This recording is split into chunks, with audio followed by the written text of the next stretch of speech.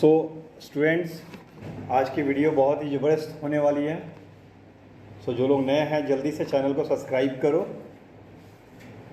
और फिर हम सीखते हैं आज अकाउंट डॉक्यूमेंट्स के बारे में। It is a very important part of your accounting, account document.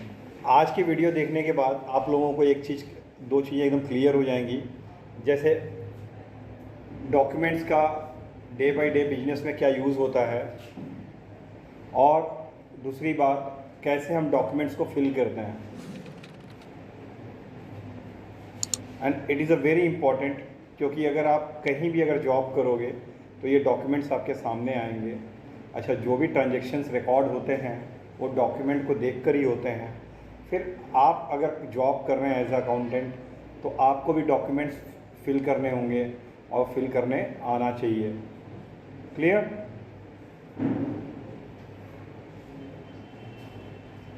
सो चलते हैं, हम लोग स्टार्ट करते हैं। दिए हुए हैं, इनको टर्म्स मतलब होते हैं जैसे शॉर्ट वर्ड्स जिनका एक स्पेसिफिक मीनिंग होता है, ये आपको एकदम याद हो जाने चाहिए। जैसे CIR, CFR, cost and freight.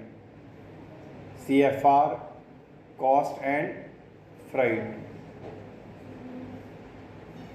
Cost मतलब पता है, प्राइस, लागत। फ्राइट मतलब भाड़ा।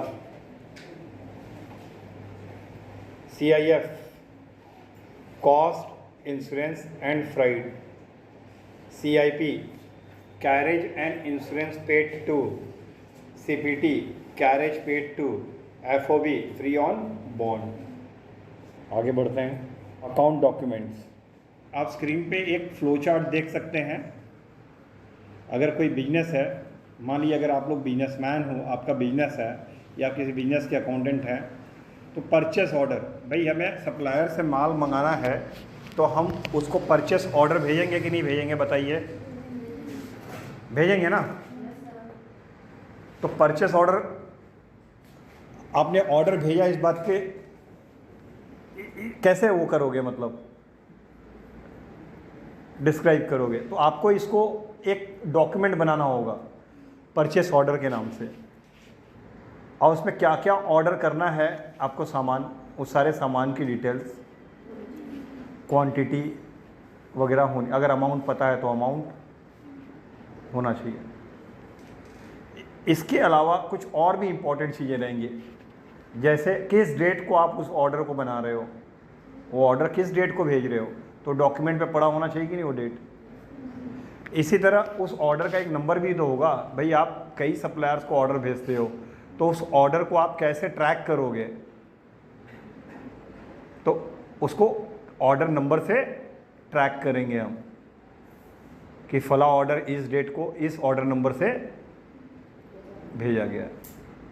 हमें जानना होगा ना भाई कब कब हमने किसको किसको ऑर्डर दिया है, क्या किया है, तो उसको ट्रैक करने के लिए एक ऑर्डर नंबर डालना पड़ेगा। ठीक है? तो इसी तरह एक्सेट्रा और भी डिटेल्स हो सकती हैं आपके परचेस ऑर्डर में। अब परचेस ऑर्डर के बाद आता है सेकंड डॉक्यूमेंट, चालान।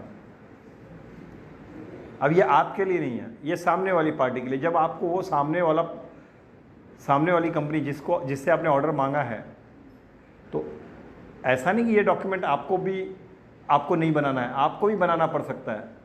अब सामने वाला जब सप्लाई करेगा तो वहाँ पे एक चालान बनाएगा, या जब भी आप किसी को सामान बेचोगे तो एक चालान कॉपी बनेगी।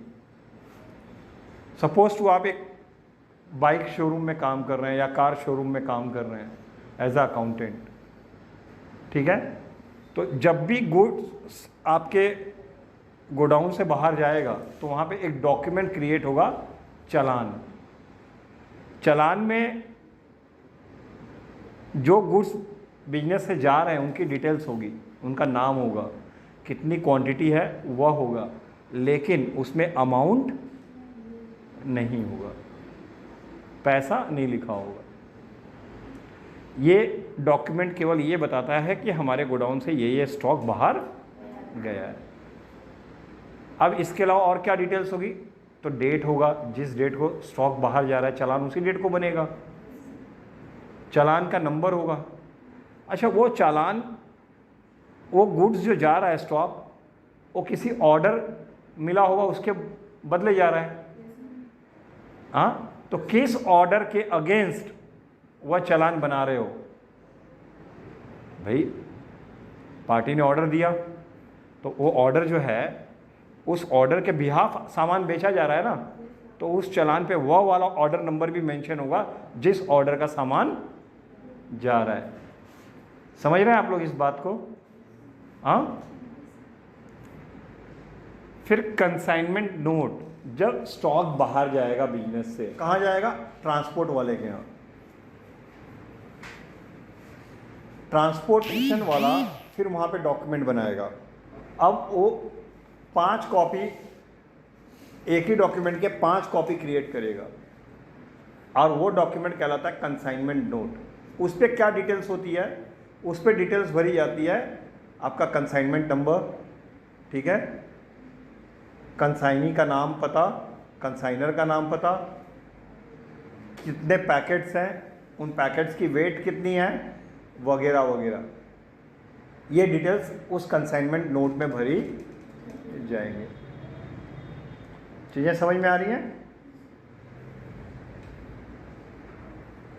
Next, goods received note.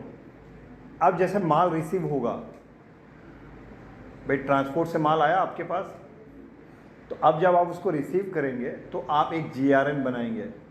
GRN full form goods received note. उसमें ये मेंशन होगा, मेंशन करेंगे आप कि आपके पास जो गुड्स आया है, कौन कौन सा गुड्स है, कितनी क्वांटिटी है।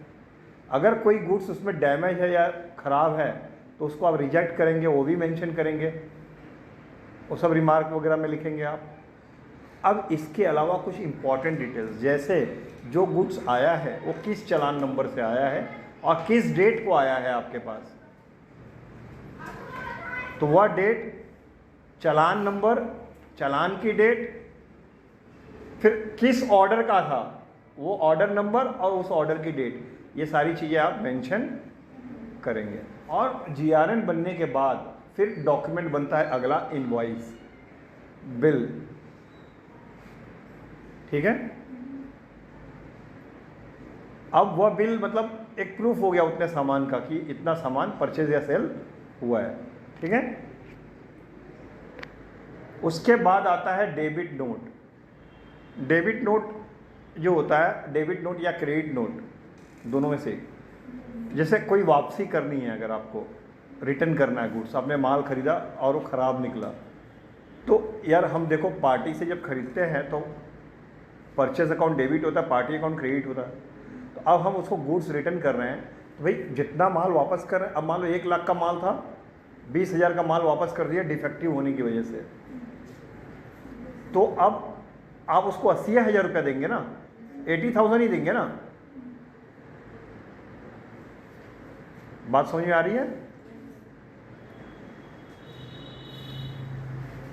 तो वो 20,000 रुपये की जो वापसी है उसको आपको डेबिट नोट में दिखाना पड़ेगा, उस पार्टी को उसमें डेबिट करना पड़ेगा। इसी तरह कोई बेचा हुआ माल आपके पास वापस आ रहा है, तो वहाँ पे उस समय कौन सा डॉक्यूमेंट बनेगा? Credit note. और क्रेडिट नोट पे आप सेल्स रिटर्न का मेंशन करेंगे। इसके अलावा और भी कई रीजंस हो सकते हैं डेबिट नोट और क्रेडिट नोट। पार्टी को जब भी डेबिट बनाना हो, डेबिट नोट, क्रेडिट नोट ये यूज़ करेंगे, ठीक है। डिपेंड्स करता है कंडीशंस पे। उसके बाद मनी रिसिप्ट्स है। अगर आप पैसा रिसीव कर रहे हैं तो मनी रिसिप्ट आप सामने वाले को देंगे, अगर किसी को पेमेंट कर रहे हैं तो सामने वाले से मनी रिसिप्ट लेंगे। चेक, DD, NFT, RTGS, ये चारों जो है पेमेंट के मोड हैं। अगर आप चेक से पेमेंट करेंगे तो चेक फिल करना होगा कि नहीं फिल करना होगा? चेक पे अमाउंट फिल करना होगा, डेट फिल करनी होगी, हाँ। जिस पार्टी को आप पेमेंट कर रहे हो उस पार्टी का नाम प्रिंट करना होगा, टाइप लिखना होगा। अकाउंट पे ही चेक है तो 2 क्रॉस मार्क लगाने होंगे। इसी तरह DD, demand draft, demand draft है बैंक में, DD जब जाएंगे उन्होंने तो वहाँ पे आपको इन्फॉर्मेशन फिल करनी होगी जो DD पे पड़ेंगी। NEFT national electronic fund transfer full form है इसका। पैसा अगर आपको भेजना हो कहीं, अगर आपको कहीं पैसे भेजने हो ऑनलाइन, तो वहाँ पे इसका यूज़ होता है। तो इसमें और आरटीजीएस, नेफ्ट और आरटीजीएस दोनों हैं, लेकिन आरटीजीएस 2 लाख या उससे ऊपर का ट्रांसफ़र करना हो मनी, ठीक है, पेमेंट करनी हो पार्टी को, तब आरटीजीएस। लेकिन उससे कम अमाउंट्स को करना है तो आप नेफ्ट का यूज़ करेंगे, ठीक है। इसके बारे में हम लोग पढ़ेंगे बाद में। कोई डाउट? तो ये डॉक्यूमेंट्स के बारे में हम लोग जाने कि कौन से डॉक्यूमेंट्स कब बनते हैं, ठीक है। नेक्स्ट वीडियोस में मैं आपको इनको प्रैक्टिकली कैसे फिल करते हैं इसके बारे में बताऊंगा। वीडियो पसंद आने पर वीडियो को लाइक, शेयर और कमेंट करना ना भूलें। कोई सजेशन हो तो प्लीज़ कमेंट में उसको कमेंट बॉक्स में टाइप करें। Thank you.